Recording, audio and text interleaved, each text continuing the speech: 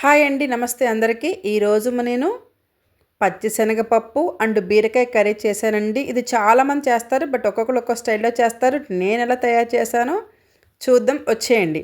ముందుగా మనం 1 కప్పు పచ్చిశనగపప్పు తీసుకోవాలండి.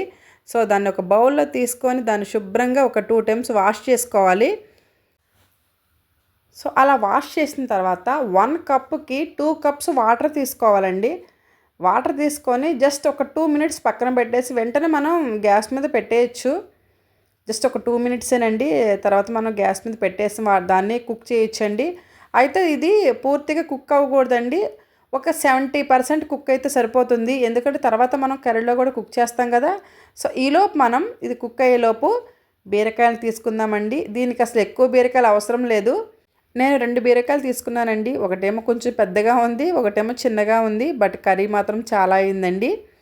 వీటిని మనం సో ఫస్ట్ పీల్ చేసుకుందాం. దీన్ని ఖచ్చితంగా అది స్వీట్ ఉందా చేదు ఉందా ఖచ్చితంగా చూడాలండి. ఎందుకంటే ఒక్కొక్కసారి బీరకాయ అనేది చేదుగా ఉంటుంది. ఇలా ముక్కల కింద కట్ చేసుకోవాలి. అంటే చాలామంది చిన్నగా కట్ చేస్తారు, బట్ కొంచెం పెద్దగా కట్ చేస్తే బాగుంటుందండి. ఈలోపు మన పప్పు ఎలా ఉందో చూద్దాం. ఓకే అండి, 70% కుక్ అయిపోయింది కాబట్టి మనం స్టవ్ ఆఫ్ చేసేసుకుందాం.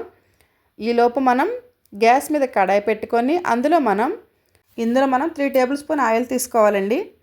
ఆయిల్ వేడైన తర్వాత అందులో కరివేపాకు వేసుకోవాలి.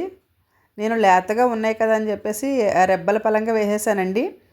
అలానే 1/2 టేబుల్ స్పూన్ జీలకర్ర, 1/2 టేబుల్ స్పూన్ ఆవాలు అండి. అవి కొంచెం చిటపట్లాడిన తర్వాత సన్నగా తరుక్కున్న 2 పెద్ద సైజు ఆనియన్స్ ముక్కలు, అలాగే పచ్చిమిర్చి వేసుకొని ఇందులో 1 టేబుల్ స్పూన్ సాల్ట్ వేసి వీటిని మనం బ్రౌన్ కలర్ వచ్చే వరకు ఫ్రై చేయాలండి. సో ఇలా ఫ్రై అయిన తర్వాత ఇందులో మనం 1 టేబుల్ స్పూన్ అల్లం వెల్లుల్లి పేస్ట్ వేసుకోవాలండి. అప్పుడే కూరకి మంచి టేస్ట్ అనేది వస్తుంది. చాలామంది చాలా రకాలు చేస్తారు, బట్ నేను ఇలా ఈజీగా చాలా టేస్టీగా చేస్తానండి. చాలా బాగుంటుంది.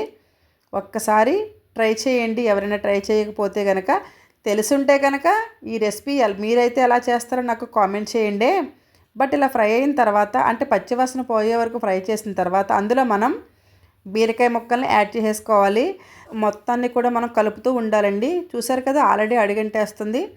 ఎందుకంటే అల్లం వెల్లుల్లి పేస్ట్ వేసినప్పుడు అలానే ఉంటుంది, బట్ అడుగంటకుండా అలా కలుపుతూనే ఉండాలన్నమాట. మనం ఒక 2 మినిట్స్ వరకు అలా కలుపుతూనే ఉండాలండి. ఈ కర్రీ చాలామంది చేస్తూ ఉంటారు, బట్ నేను మాత్రం ఎందుకు చేశానో చెప్పనండి, చెప్తాను. ఈలోపు ఇందులో మనం 1 టేబుల్ స్పూన్ కారం, జీలకర్ర పౌడర్ 1/2 టేబుల్ స్పూన్, చిటికెడు పసుపు వేసుకొని మొత్తం కూడా కలిపేసుకోవాలండి. ఇలా మొత్తం కలిసిపోయిన తర్వాత ఇందులో మనం ముందుగా బాయిల్ చేసుకున్న పచ్చిశనగపప్పు ఉంది కదండి, సో దాన్ని యాడ్ చేసేసుకోవాలి. ఇది మాత్రం బాగా గుర్తుపెట్టుకోండి, 70% మాత్రమే కుక్ అవ్వాలి. ఎందుకంటే ఇప్పుడు మనం కర్రీలో మిగిలినది కుక్ చేసుకుంటాం. సో ముందుగానే బాగా మెత్తగా అయిపోతే కర్రీ అనేది బాగుండదండి. బట్ అలా 70% కుక్ చేస్తేనే కర్రీ అనేది బాగుంటుంది. ఖచ్చితంగా ఇది ఫాలో అవ్వాల్సిందే మీరు.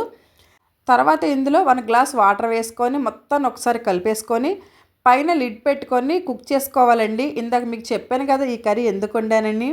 ఏమీ కాదండి, బీరకాయలు తక్కువగా ఉన్నాయి. సో అది విడిగా కర్రీ చేస్తే కర్రీ అనేది 1 పర్సన్కి కూడా సరిపోదండి. అందుకే నేను పచ్చిశనగపప్పు యాడ్ చేశాను. మిడిల్ క్లాస్ వాళ్ళు ఇలాగే ఆలోచిస్తారండి. నాలాగే ఆలోచిస్తారని నేను అనుకుంటున్నాను. బట్ నేనైతే ఇలానే ఆలోచిస్తానండి. ఒక్కొక్కసారి మిగిలిపోయిన కూరగాయలతోనే అన్నీ కలిపి ఒక 2-3 రకాలున్నా కూడా కలిపేసి వండడం ఇలా చేస్తూ ఉంటానండి. ఎందుకంటే ఉన్న దాంట్లోనే మనం సర్దుకుపోవాలి కదండి. సో ఉన్న దాంట్లోనే టేస్టీగా వండుకొని తినొచ్చండి మనం. కర్రీ మాత్రం చాలా బాగుందనమాట. సో మా హస్బెండ్ అయితే చాలా ఇష్టంగా తిన్నారండి. నాకు భలే హ్యాపీ అనిపించింది. అంతకన్నా ఇంకేం కావాలో చెప్పండి. మనం వండే వంటకాలు మన భర్తకి మన పిల్లలకి నచ్చితే అంతకన్నా ఇంకేమైనా సంతోషం ఉంటుందా? ఓకే అండి, మన కర్రీ రెడీ అయిపోయింది. అంటే వాటర్ అనేది మొత్తం కూడా ఎగిరిపోకూడదు, జస్ట్ లైట్గా ఉండాలి. ఇప్పుడు మనం ఒక బౌల్లో తీసేసుకుందాం. చూసారా ఎంతో టేస్టీగా ఉండే మన బీరకాయ పచ్చని శనగపప్పు కర్రీ రెడీ అండి. సో మీలో ఎంతమందికి కావాలి ఈ కర్రీ కామెంట్ చేయండి. కామెంట్ చేయడం మాత్రం అసలు మర్చిపోవద్దు. ఓకే అండి, థ్యాంక్ యూ ఫర్ వాచింగ్.